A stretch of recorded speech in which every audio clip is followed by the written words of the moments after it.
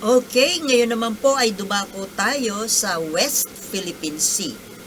Isa sa mga favorite topics ko to discuss.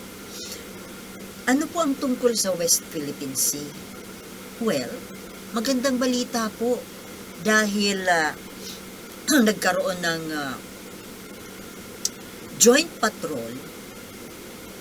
Actually, a few days ago, yung Australia and of course, our country. At ngayon naman po, after that, ito naman pong US ang katulong ng ating bansa. Ano po yung nagiging maganda rito? Pasalamat po tayo na ang Pangulo natin ay talagang ipinaglalaban ng ating karapatan. Kaya siguro ko po, I am very sure na ang atin pong mga kasundaluhan, yung ating military na involved sa pagbabantay ng teritoryo natin dyan, well, Philippine Navy, Philippine Coast Guard, lahat po na may kinalaman dyan sa WPS, siguro ko po, tuwang-tuwa sila, masayang-masaya sila, at inspirado sila lalo para ipaglaban ang ating bansa. Kung ikukumpara po natin nung nakaraang mga taon, especially the past 6 years of the Duterte administration, na pinabayaan po sila dyan. Pinabayaan sila, hindi sila binigyan ng mga bagong barko, bagong kagamitan, walang support from the government. At imbis po na tulungan silang na bigyan ng suporta, bigyan ng tulungan, bigyan ng mga equipments, mga vessels para magpatrolya. Yung mga sundalo po, yung ating mga bantay dyan, yung Navy Coast Guard, gustong-gusto po nilang bantayan ng ating teritoryo. Gustong-gusto nilang ipaglaban ng ating bansa. Dahil po sila ay sila po talaga ay makabayan. Kabaligtaran po ng dating yung kanilang commander-in-chief na hindi makabayan, kundi isang traidor. At imbis po na sila ay tulungan na magpatrolya, bigyan ng suporta doon, ay inalis pa pala sila doon. Inalis sila doon, hindi sila pinapagpatrolya, hindi sa kanila pinabantayan ang West Philippine Sea. Bagkus, yung mga nagbabantay, yung dating mga naka-assign na nagpapatrolya doon sa West Philippine Sea, inilipat sa Boracay. What the heck? Sa Boracay? Bakit? Ano ang danger sa Boracay? At Boracay pa talaga? Why Boracay? Anong babantayan doon? Yung mga nakabikini? My goodness! Yan po ang nangyari noong panahon ni Duterte. Kaya siguro, masamang-masama ang loob. Malungkot yung mga Philippine forces natin. Dahil sa totoo lang, ang mga ito po, ang mga kasundaluhan natin, sila po ay, nung sila ay sumumpa sa konstitusyon natin, ay talagang inihanda nila ang kanilang sarili na ang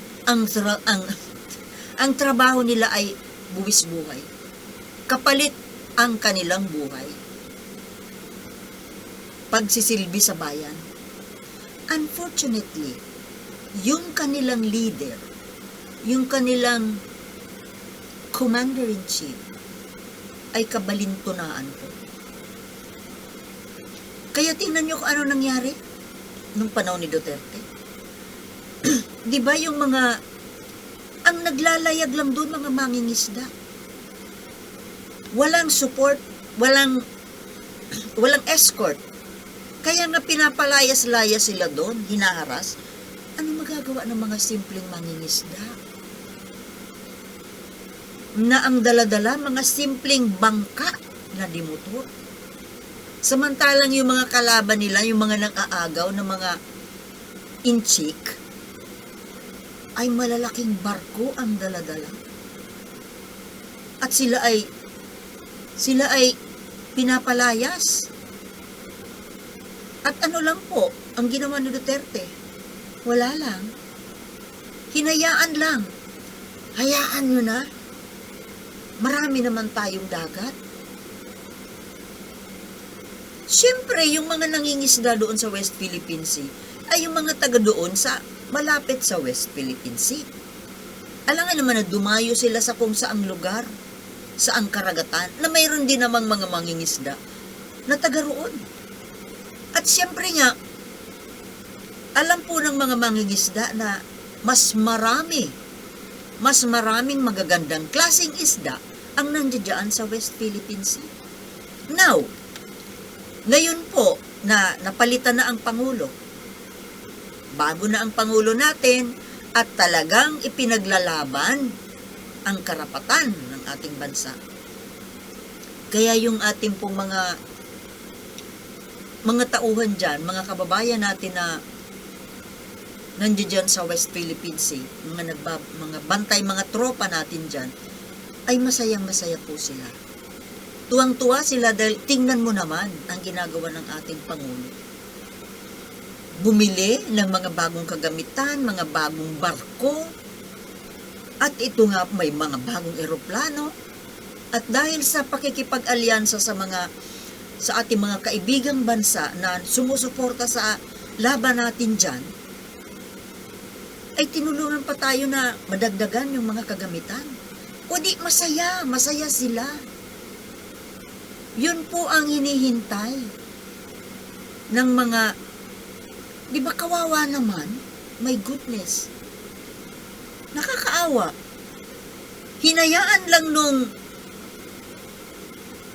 siraulong traidor na Pangulo na sila ay tsupi-tsupihin doon. Hindi, kapag sila ay hinaharas, imbes na kampihan, paaalisin. Or, sasabihin, hayaan nyo na yan. My God, saan ka makakita ng Pangulong ganon? Dito lang sa Pilipinas ang mayroon yan. Tingnan mo sa ibang bansa, nakikipagpatayan ang mga mamamayan at syempre yung kanilang Pangulo. Pero dito lang only in the Philippines na mismong Pangulo, leader at may mga minions pa na kayang bayaran ng kalabang bansa at ipagpalit ang karapatan, ang soberanya natin. So ngayon, katatapos lang ng joint patrols, siyempre yung ating mga kasundaluhan, kahit na ba sila ay mga matatapang na lalaki, siyempre mas secured sila na mayroon silang katulong, mayroon silang support from more powerful countries with more powerful equipment and ships. Di ba? Siyempre, mas lalo kang mai-inspire na makipaglaban. Buti na lang po, noong mga panahon ni Duterte, na pinabayaan sila, ay hindi sila sumuko. Although, siyempre, nung sinabihan sila na lumipat kayo doon, natural kailangan nilang sumunod. Pero sa palagay ko po, masama yung loob nila. Masama yung loob nila, halos ayaw nilang sundin, pero kailangan nilang sundin dahil yun ang kanilang Commander-in-Chief. O ngayon, kaya po itong former Commander-in-Chief na ito, siguro ko, kahit na magsisigaw pa siya dyan ng mang-recruit siya dyan ng mga militar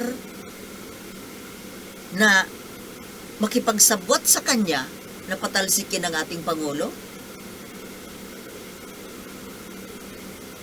Hindi sila makikinig.